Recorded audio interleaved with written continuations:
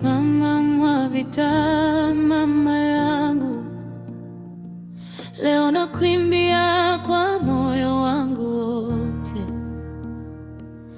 Umebeba mizigo mingi kwa ajili yangu. Mungu akuone na akutie nguvu. Mama Mwavita, shujaa wa familia, uliacha raha zako kwa ajili ya watoto, ukalala njaa ili sisi tushibe, ukalia kwa siri ili sisi tutabasamu. Mikono yako imechoka kwa kazi nyingi,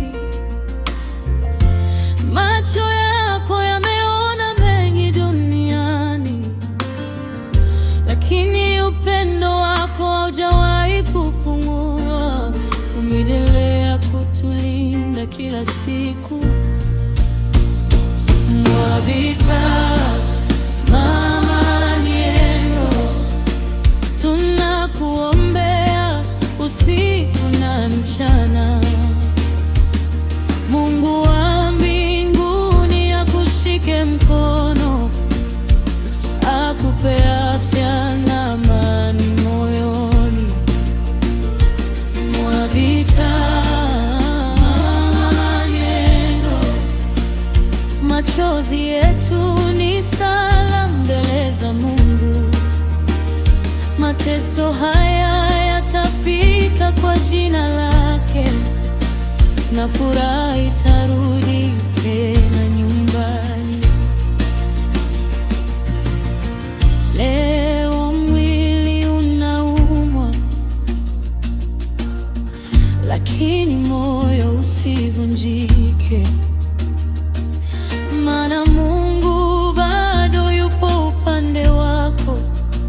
Yeye ndiye tiba ya wanaolia na tumaini la wanaopitia majaribu.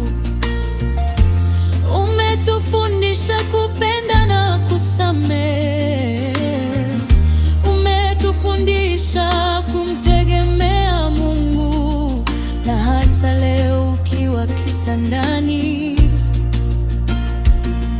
maisha yako bado ni somo kwetu. Kama ningeweza kubeba maumivu yako, ningeyachukua yote mara yangu. Kama nimeweza kubeba moyo wako, ningetoa maisha yangu kwa ajili yako.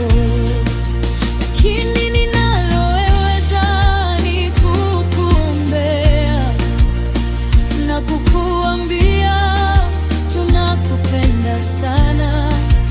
Mungu akufunike kwa rehema zake, na akupe siku nyingi za kuishi. Mwavita, mama Nyendo, wewe ni baraka ndani ya maisha yetu. Usikate tamaa mama mpendwa, Mungu bado anaandika ushuhuda wako. Mwavita, mama Nyendo, tutasimama nawe mpaka mwisho, kwa maombi, upendo na imani. Mungu atakutenda.